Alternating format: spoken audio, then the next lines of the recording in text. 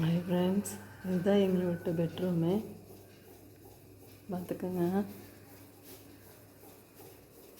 எங்கள் பெட்ரூமில் கபோர்டு இல்லை, அதனால் ஹவுஸ் ஓனருக்கு ஒரு மர பீரோ கொடுத்துருக்காங்க.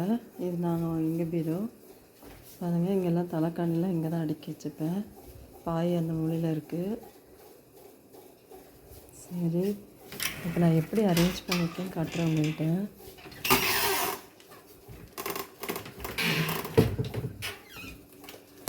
கொஞ்சம் கஷ்டமாக இருக்குது. பார்த்துக்கோங்க. இது மேலே இருக்கிறது அப்படியே என்னோடய துணி.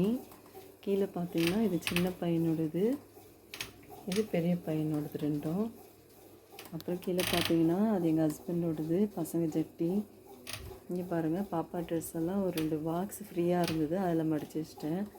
அது எங்கள் ஹஸ்பண்டோடது, வீட்டில் போடுறது. அப்படியே கீழே வந்தீங்கன்னா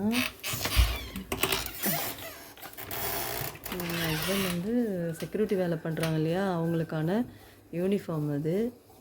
இது டவலு, கொஞ்சம் பெட்ஷீட்டு, அந்த மாதிரி எக்ஸ்ட்ரா இருக்கிறத மடித்து வச்சுருக்கேன். அப்புறம் ஸ்வெட்ரு, அது ஹேர் ட்ரையரு. கீழே நம்ம கேக் பண்ணுற மிஷின் வச்சுருக்கேன்.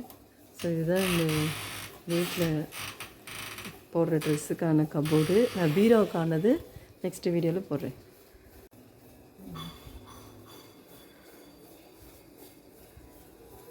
பார்த்தீங்களா, அதெல்லாம் நான் நெக்ஸ்ட்டு வீடியோவில் பீரோவில் இருக்கிறது போடுறேன். அப்போ பசங்க ஈவினிங் வந்துட்டா, நான் எப்போவும் பீரோவில் பிள்ளைங்கள ட்ரெஸ்ஸில் கை வைக்க விட மாட்டேன். ஏன்னா அழைச்சிக்கிட்டே இருப்பாங்க. அதனால நானே தான் எல்லாமே பண்ணுவேன். பிள்ளைங்க ஸ்கூல் விட்டு வந்தோடனே குளிச்சுட்டு போடுறதுக்கு லைனாக ட்ரெஸ் வச்சிட்டேன். யூனிஃபார்மு நாளைக்கு போடுறதுக்கு எடுத்து வச்சுருக்கேன். சாயந்தரம் அயர்ன் பண்ணிவிடுவேன். இப்போ நான் கேன்டீன் போகிறதுனால மதியானம் என் தங்கச்சி கொஞ்சம் ஹெல்ப் பண்ணலாம், கேன்டீன் போகிறேன், வர சொல்லியிருக்கா. ஸோ அதனால் இதுதான் என்னுடைய வீட்டுடைய ரூமு. பிடிச்சிருந்தால் லைக் பண்ணுங்கள், கொஞ்சம் சப்ஸ்கிரைப் பண்ணுங்கள். தேங்க்யூ.